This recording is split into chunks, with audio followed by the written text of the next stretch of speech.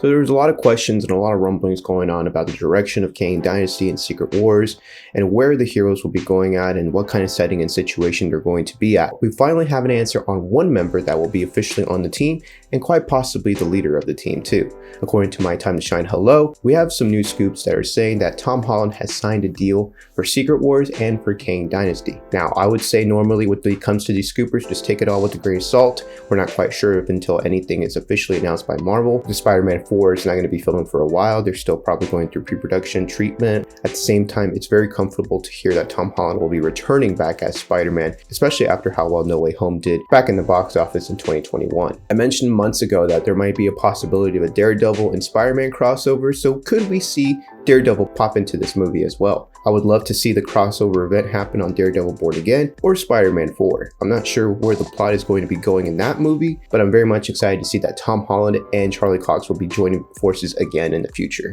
I'm also interested to see how Peter Parker will be at mentally because, of course, after the events of No Way Home, he finds himself at his loneliest and most lowest point of his life. He lost the love of his life, possibly with MJ. He lost his Aunt May to the Green Goblin, and also he had to force everyone in the world to forget that he was in fact Peter Parker, and all those friends that he made in the Avengers have no idea who he is. They're obviously aware of Spider-Man being there and helping them during a lot of those events. Nobody really knows who's underneath the mask, and I think Peter Parker maintaining that identity and keeping it secret is sort of a refresher and a good way to reset the character, in my opinion. It'll be cool to see him re-meet all these characters again almost for the first time ever. Also, another thing according to My Time to Shine Hello is that Spider-Man 4 would take place before Secret Wars, and I'm not sure if that means it'll be before or after Kang Dynasty or between the two Avengers movies. I'm not quite sure, and it's going to be interesting to see how Phase 6 is going to be laid out, especially after all the changes that are going on currently at Disney and at Marvel Studios with Bob Iger and Kevin Feige cutting and trimming a lot of that timeline that they originally had planned out years ago. But where will the setting of the film take place? Obviously, New York City will be the main place where we're going to be seeing the film at. It's a huge hub for all the Avengers, it's a huge hub for a lot of Marvel characters. We move further into the city after the events of No Way Home, starting from a more humble beginning than we've seen in the movies prior.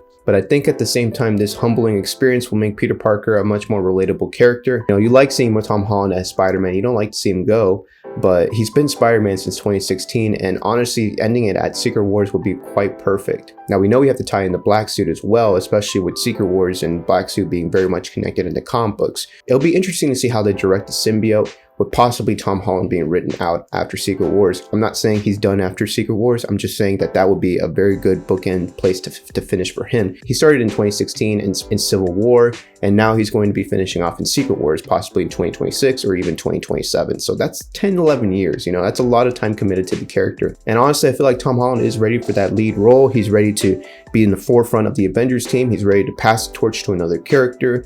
And he's been such a mainstay for the MCU for such a long time. And this Peter Parker will be leading probably a much more unexperienced Avengers team initially. This is years after the events of Endgame. We don't have Tony Stark anymore. We don't have Captain America Steve Rogers anymore. We don't have Natasha Romanoff. So a lot of those OG characters are basically out of the picture. So Tom Holland and a lot of new Avengers are going to be the ones that are going to be facing against Kang. I think that experience from Peter Parker from Infinity War, from Endgame will serve him well in this movie. And I think he's going to be passing that torch as well towards the next big central character to whatever Marvel Studios is planning for the next phase. Will this be a finale, Robert Downey Jr. star for Tom Holland? I'm not sure, but you guys let me know in the comment section below. These new rumors are leaving me very excited, and I'm very thrilled to see more variants of Kang show up. Sign for more Avengers movies is super encouraging because I really do think that Spider-Man is that central character in the MCU currently. Not because he has the big storylines or not because he has all those rogue gallery characters, because he carries the heart of the Avengers very much in a similar way as Tony Stark. I think the story arc for Peter Parker is going to be very, very interesting to watch because I think Spider-Man 4,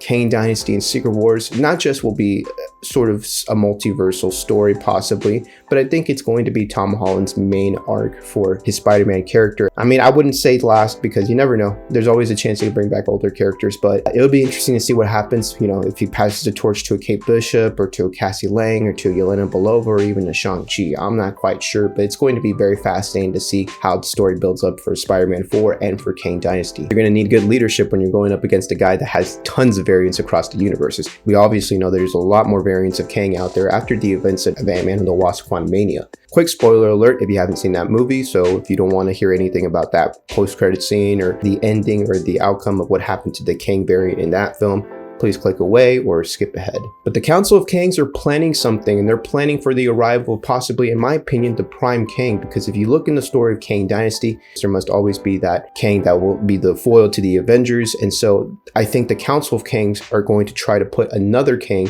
in front of the Avengers. It was revealed that this Council of Kangs banished that variant of Kang that we saw in Quantumania to the quantum realm. But I guess he had some crazy ideas and he got a little too power hungry, and that's a common thread for Kang. And he yearns for that power, he yearns for that control over time and space. He gets in the way of himself a lot. But the variants that we saw specifically at the end, those three, some sort of variation of that Scarlet Centurion. He's not in scarlet color, so I don't know what he's going to be called, but he's just some sort of Centurion character based on the rumors and based on the appearances of the character. The other variant that we saw is Rama Tut. Rama Tut obviously has a huge tie-in with the Fantastic Four and the X-Men, being a variant of Kang that goes back in time into the ancient Egypt to rule over that time period. And Immortus is the last variant in the forefront of both of these guys, and he's the one that makes sure that Kang's timeline is appropriately fitting towards Kang. And Morris's plan is always to make sure there's a Kang variant in every reality, and it's sort of just to make sure that there's always going to be a way for Kang to return. You know, it's just about Kang and his battle of control over time, and he, you know, stretching himself out to different variations and the different timelines is one of the biggest storytelling factors of the Kang Dynasty. Honestly, that maybe that Kang that we saw in Quantumania didn't mean his end.